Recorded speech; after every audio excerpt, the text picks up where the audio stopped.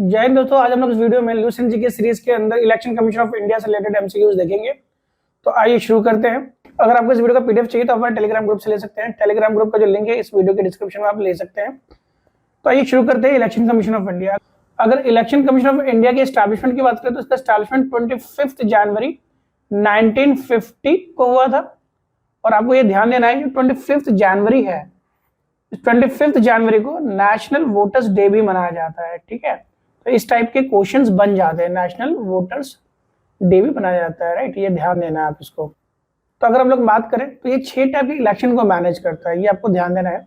जैसे president of India का election हो गया, वाइस प्रेसिडेंट ऑफ इंडिया का इलेक्शन हो गया, ठीक है। फिर लोकसभा, जो पार्लियामेंट जो है, लोकसभा एंड राज्यसभा, इनका इलेक्शन जो है वो ये कंडक्ट कराता है।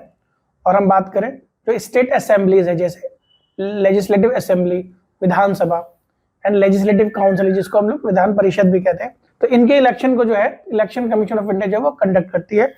तो इन 6 बॉडी का जो इलेक्शन है वो कौन कंडक्ट करता है? इलेक्शन कमीशन ऑफ इंडिया करती है। अगर हम स्टेट इलेक्शन की बात करें, जैसे म्यूनिसिपैलिटी हो गया, पंचायत हो गया, इनके इलेक्शन को कौन कंडक्ट करता है? तो स्टेट इलेक्शन कमीशन। सेंट्रल जो इलेक्शन कमीशन जो है वो इन 6 इलेक्शंस को कंडक्ट करती है।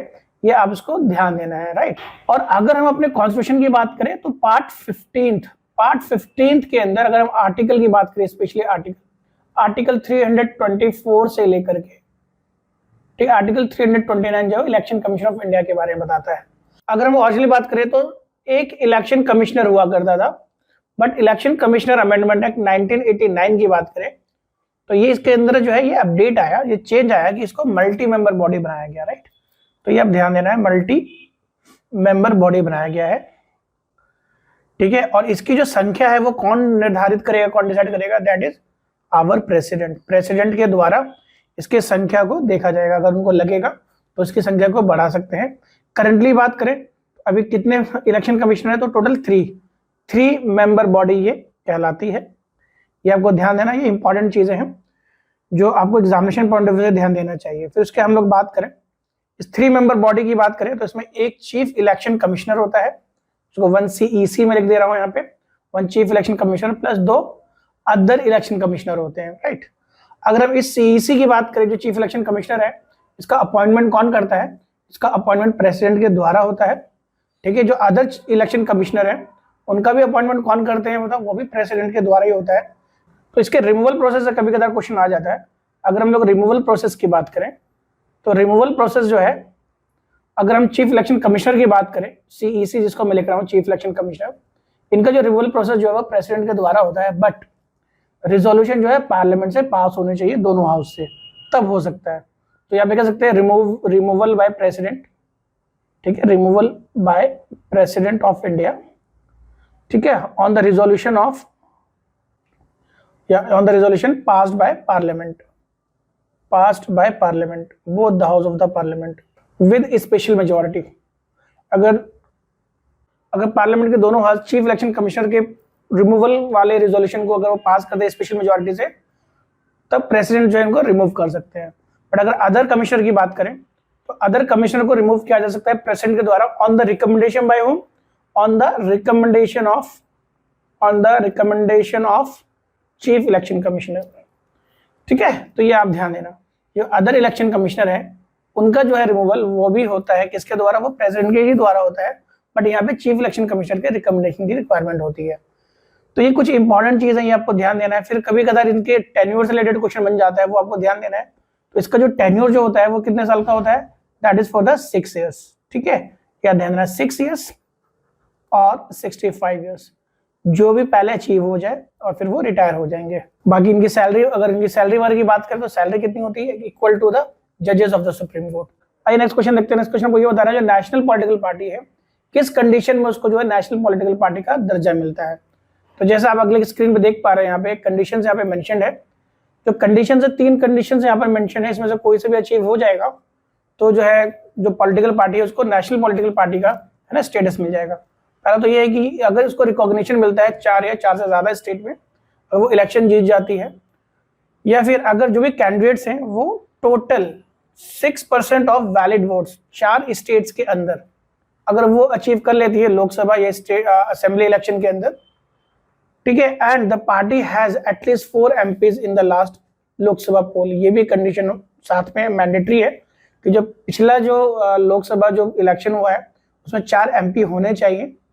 ठीक है, बट कितने स्टेट्स की यहाँ पे बात की गई है? 4 स्टेट्स की बात गई है। और एक और तीसरा कंडीशन है, if it had won at least 2% total seat in Lok Sabha and at least 3 states, कम से कम 3 स्टेट से अगर 2% जो सीट जो है लोकसभा की अगर वो जीत करके आती है तो राइट। इस क्वेश्चन के अकॉर्डिंग आप देख सकते हैं तो आंसर यहाँ पे क्या जाएगा, 6% वोट तो चाहिए, बट कितने स्टेट्स की बात हो रही है? 4, है ना, 4 और मोर स्टेट्स। सो ऑप्शन सी जो होगा वो करेक्ट लग जाएगा इस केस में। ठीक है, नेक्स्ट क्वेश्चन देखते हैं। नेक्स्ट क्वेश्चन आपको ये बताना है, मिनिमम एज इंडिया के अंदर सिटीजन को वोट डालने के लिए मिनिमम एज कितनी है? तो इसका करेक्ट आंसर जाएगा that is option B, that is 18 years. 18 years जो है वो एज बनाया गया है, जैसे आपको पता भी होगा, इससे रिलेटेड क्वेश्चन बन सकता है 61st अमेंडमेंट एक्ट में। तो ये एज जो था बेसिकली 21 से 18 को रिड्यूस कर दिया गया था। तो ये आप ध्यान दीजिएगा। ठीक है, जो लोकसभा है या लेजिस्लेटिव असेंबली के अंदर जो इलेक्शन जो होता है उसके अंदर जो एडल्ट सफरेज का जो है ना जो वैल्यू है 21 से 18 वो रिड्यूस कर दिया गया था। किस अमेंडमेंट एक्ट के द्वारा?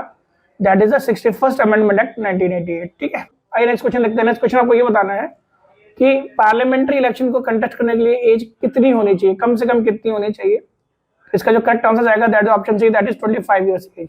आर्टिकल 84B के अंदर ये चीज क्लियरली मेंशन्ड है कि मिनिमम एज जो होता है लोकसभा कैंडिडेट के लिए वो कितनी है? That is 25 years. So option C 25 will be correct answer in this case. आइए नेक्स्ट क्वेश्चन देखते हैं। नेक्स्ट क्वेश्चन जो है आपको ये बताना है कि अगर प्रेसिडेंट वाइस प्रेसिडेंट का कोई अगर डिस्प्यूट हो जाता है इलेक्शन में तो उसके मैटर को कौन टेक ओवर करेगा? उसका करेक्ट आंसर जाएगा that is option C, that is supreme court. और सुप्रीम कोर्ट जो है एज पर आर्टिकल 71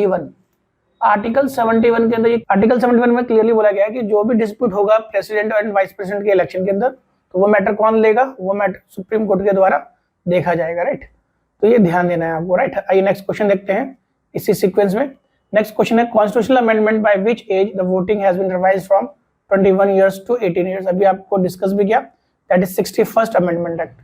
ठीक है, सो ऑप्शन सी जो होगा 61st अमेंडमेंट एक्ट 1989, उसके अंदर जो वोटिंग एज जो है 21 ईयर से घटा करके 18 ईयर्स कर दी गई है। ठीक है, ये नेक्स्ट क्वेश्चन देखते हैं। नेक्स्ट क्वेश्चन है, अभी जो इलेक्शन कमीशन ऑफ इंडिया जो है वो ईवीएम का प्रयोग कर रही है, तो ईवीएम का फुल फॉर्म बताना है। तो ईवीएम का फुल फॉर्म क्या है? That is electronic voting machine. तो ऑप्शन ए जो होगा इसका करेक्ट हो जाएगा, इलेक्ट्रॉनिक वोटिंग मशीन। कभी कभी वीवीपैट का भी फुल फॉर्म पूछा चला जाता है, तो आप लोग ध्यान देना। V4 क्या होता है? That is voter. फिर दूसरा V का मतलब क्या होता है? That is verified, voter verified. P for paper. ठीक है, एंड A4 क्या होता है? Basically audit. एंड T4 होता है दैट इज ट्रेल। तो ये आपको थोड़ा फुल फॉर्म याद रखना चाहिए। राइट, आइए नेक्स्ट क्वेश्चन देखते हैं। नेक्स्ट क्वेश्चन आपको ये बताना है, NRI day, the non resident India. इसी को हम लोग प्रवासी भारतीय दिवस भी कहते हैं। ये कब मनाया जाता है? तो ये 9 जनवरी को मनाया जाता है। 9 जनवरी 2015 को मनाया गया था, ये ध्यान देना। इस दिन क्यों मनाया जाता है? क्योंकि इस दिन जो महात्मा गांधी जो है परमानेंट साउथ अफ्रीका को छोड़ करके इंडिया आ गए थे, इसलिए इसी दिन जो है प्रवासी भारतीय दिवस या एनआरआई डे मनाया जाता है। ये नेक्स्ट क्वेश्चन देखते हैं। क्वेश्चन को ये बताना है कि पहला जो जनरल इलेक्शन जो है जो एडल्ट सफरेज के बेस पे हुआ था, किस ईयर में हुआ था? तो इसका आंसर जाएगा option C, that is 1951 to 1952। ठीक है, तो जो पहला जो हुआ था, और आपको पता है एडल्ट सफरेज यानी 21 साल हुआ करता था उस वक्त, और अब कितना है? दैट इज 18 ईयर्स, जो कि 61st अमेंडमेंट एक्ट के द्वारा वो चेंज हो गया। आइए नेक्स्ट क्वेश्चन देखते हैं। आइए नेक्स्ट क्वेश्चन देखते हैं। नेक्स्ट क्वेश्चन आपको ये बताना है, तो चीफ इलेक्शन कमिश्नर जो रिमूव किए जाते हैं किसकी तरह होते हैं? राइट, उनका जो रिमूवल होता है किस पोजीशन, किस पोस्ट के जैसा ही होता है, बिल्कुल सेम मैनर में होता है। इसका जो करेक्ट आंसर जाएगा जजेस ऑफ द सुप्रीम कोर्ट। तो जो रिमूवल प्रोसेस जजेस ऑफ सुप्रीम कोर्ट का है, वही जो रिमूवल प्रोसेस है वो किसका है? वो चीफ इलेक्शन कमिश्नर का है। ये आपको ध्यान देना है। कैग का भी यही होता है। राइट, तो आप ध्यान दीजिएगा। राइट, आइए नेक्स्ट क्वेश्चन देखते हैं। नेक्स्ट क्वेश्चन है, आपको ये बताना है कि जो रिकॉग्निशन जो दिया जाता है पॉलिटिकल पार्टी को एज ए नेशनल और द रीजनल पार्टी, वो कौन स्टेटस देता है? Who provides. ठीक है, इसका करेक्ट आंसर जाएगा that election commission of India. जो इलेक्शन कमीशन है वही क्या करती है, जो पॉलिटिकल पार्टीज हैं उनको, जो रीजनल पॉलिटिकल पार्टीज उनको नेशनल या रीजनल पॉलिटिकल पार्टीज का जो स्टेटस है वो प्रोवाइड करती है। आइए नेक्स्ट क्वेश्चन देखते हैं। नेक्स्ट क्वेश्चन आपको ये बताना है कि 84th अमेंडमेंट एक्ट के द्वारा जो 1971 को जो सेंसस लिया गया था, जैसे आपने ये पढ़ा होगा, डिलिमिटेशन कमीशन का जो एस्टैब्लिशमेंट किया गया था 1972 में, तो 1971 का जो है ना वो पॉपुलेशन जो है वो कंसिडर किया गया था, बेस माना गया था। बाद में जो है 84th अमेंडमेंट एक्ट के अंदर 25 साल के बाद फिर इसको बढ़ा दिया गया तो 1976 में आप देख सकते हो जो टोटल जो सीट था लोकसभा का उसको एलोकेट किया गया था, तो फिक्स कर दिया गया था 2001 के लिए, 25 साल के लिए रोक दिया गया था, 25 ईयर के लिए फिक्स कर दिया गया था, यानी 2001 तक के लिए फिक्स कर दिया गया था 1976 के अमेंडमेंट एक्ट के द्वारा।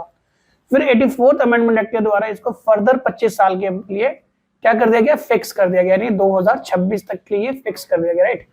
इसका जो करेक्ट आंसर जाएगा that is option D, that is 2026, है ना। तो आपको ध्यान देना है 84th अमेंडमेंट एक्ट 2001 के अंदर ये अमेंडमेंट आया था और इसको फर्दर 25 साल के लिए क्या कर दिया गया है, इसको फर्दर 25 साल के लिए जो लोकसभा की जो सीट है उसको, है ना, फिक्स कर दिया गया है, ठीक है, ध्यान देना आपको।